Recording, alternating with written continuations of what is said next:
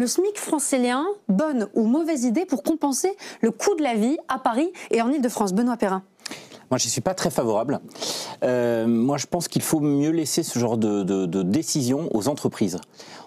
L'idée vient notamment de l'entreprise Michelin, qui, comme vous le savez, depuis janvier 2024, fait un test et en fait adapte globalement ses salaires en fonction justement de la localisation de ses salariés. Et a notamment déterminé ce qu'on appelle le salaire décent. Salaire décent pour l'entreprise Michelin, c'est quoi? C'est être en mesure de faire vivre 4 personnes, être en mesure de couvrir les besoins classiques, c'est-à-dire l'alimentation d'un foyer exactement, le logement ou encore la santé, plus la capacité à avoir une petite épargne. Et ça dépend du bon vouloir des entreprises. Exactement. Et je pense que c'est beaucoup plus sain de faire ça plutôt que de rajouter un coût supplémentaire justement au coût du travail justement dont on sait vraiment qu'il est déjà très important en France. J'ajoute d'ailleurs le SMIC français est un des plus élevés de l'Union européenne.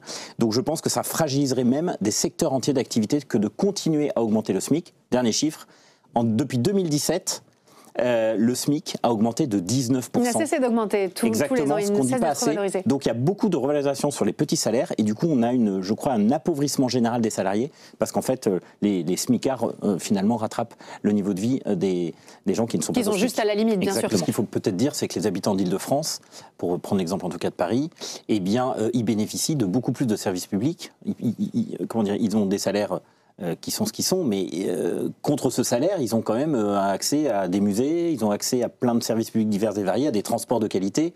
Enfin, je veux dire. Mais qui coûtent cher. Qui coûtent cher, bien sûr. Mais ils ont plus de services publics que quelqu'un qui habiterait dans des zones rurales. C'est la fameuse France des périphéries. Exactement.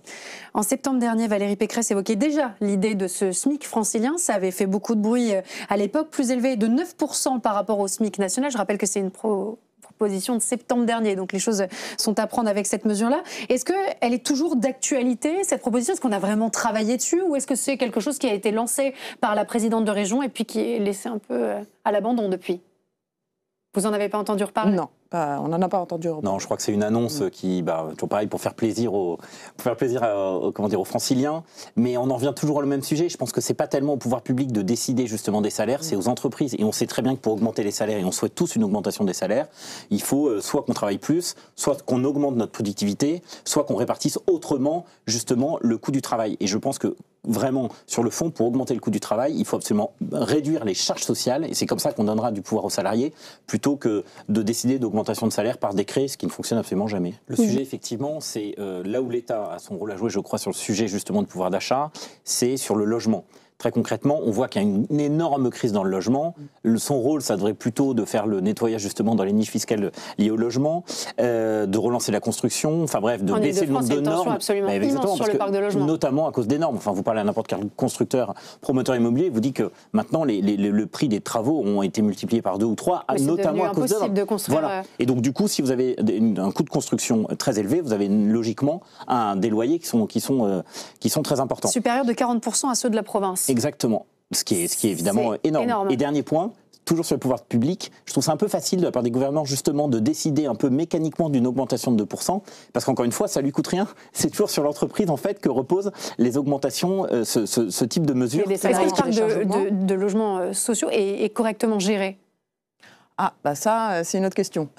Mais elle est intéressante aussi, parce qu'en effet, il y a des personnes qui sont dans le besoin, qui aujourd'hui ont des critères sociaux qui légitimeraient qu'ils disposent d'un logement social, et ces logements sociaux sont ou mal gérés ou occupés par des personnes qui ne remplissent plus ces critères. Oui.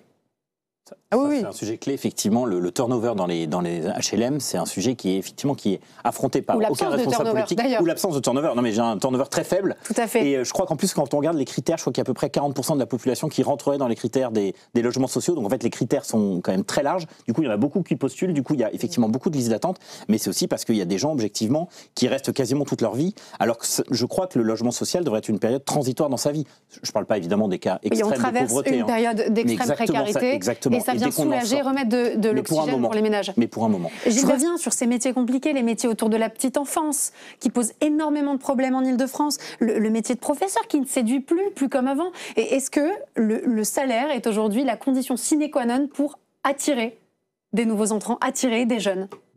Alors on a parlé du salaire, mais c'est vrai qu'il y a aussi les à côté du salaire, comme l'a très justement dit madame. Après, c'est sûr que sur des métiers de la petite enfance, pour ceux qui ont des enfants à Paris, on voit bien la difficulté qu'ont les directeurs ou directrices de crèche à avoir du personnel.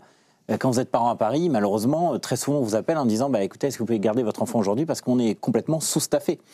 Donc là, effectivement, peut-être mettre en place un système de primes, peut-être privilégier finalement, on parlait tout à l'heure des logements sociaux, peut-être qu'il y ait une prime finalement, notamment sur les métiers en tension, pour des gens qui travaillent dans ces univers-là, qu'ils aient presque priorité dans ces logements sociaux pour leur assurer effectivement une attractivité certaine, parce que on sait très bien qu'on ne peut pas augmenter les salaires tels qu'on aimerait qu'ils augmentent, puisque on sait tous maintenant qu'il y a des vrais problèmes financiers en France. En revanche, sur les à-côté, notamment sur le logement, je pense que ça serait une piste à creuser. Quelle qualité de vie on veut, et dans le monde du travail, et derrière, dans cet équilibre entre la vie pro et la vie perso. J'ai quand même l'impression que le balancier, alors c'est vrai qu'avant c'était très vie professionnelle, on parlait que de ça. J'ai l'impression que depuis le Covid, il y a une espèce de... mélange.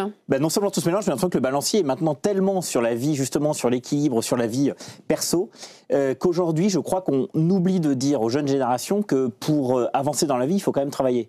Et on parlait de valeur travail, et je suis quand même frappé d'un discours qui consiste à dire, et notamment via le développement des réseaux sociaux, on est très content de se prendre en vacances un peu partout, que c'est très bien d'avoir du temps libre, mais que très concrètement, pour améliorer sa vie, il n'y a que le travail, quoi. Et ça, malheureusement, je crois que c'est un discours qui n'est pas assez tenu par des responsables politiques.